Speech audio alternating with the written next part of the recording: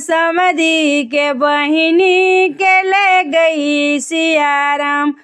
कपूर गौरम करुणावतारम, भले समधी के बहिना के ले गई सियाराम। रोवेल समधी पीटे कपारम, रोवेल अगुआ पीटे कपारम, हमरा ही बहिनी के ले गए सियाराम। रोवेल सरवा पीटे कपारम, हमरा ही बहिनी के ले गई सियाराम। हंसले कवन भैया ताली बजावे, हंसले कवन पापा ताली बजावे, भले सर के बहिनी के ले गई सियाराम। भले सर के बहिनी के ले गई सियाराम।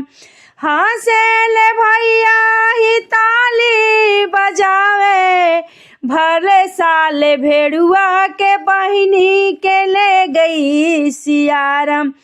होई है ही लड़का खेलई है हजारम, भले सारे के बहिनी के ले गई सियाराम। होई है ही लड़का खेलई है हजारम, भले साले भेड़ुआ के समधी के बहिनी के ले गई सियाराम। भले साले समधी के बहिनी के ले गई सियाराम। कपूर गौरम करुणावतारम, दुल्हा के बहिनी के ले गई सियाराम।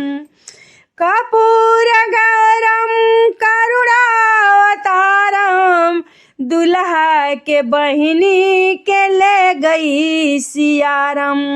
रोवेले दुल्हा पीटा कपारम, रोवेले दुल्हा पीटा कपारम, भले में अरे मेरा बहिनी के ले गई सियाराम। अरे मेरा बहिनी के ले गई सियाराम। हंसेले भैया ओ ताली बजावे, हंसेले भैया ओ ताली बजावे, भले साले जीजा के बहिनी के ले गई सियाराम।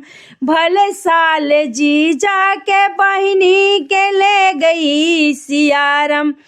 होई है लड़का खेलावे हजारम, भले साले जीजा के बहिनी के ले गई सियाराम। भले साले अगुआ के बहिनी के ले गई सियाराम। कपूर गौरम करुणावतारम, समधी के बहिनी के ले गई सियाराम। समधी के बहिनी के ले गई सियाराम।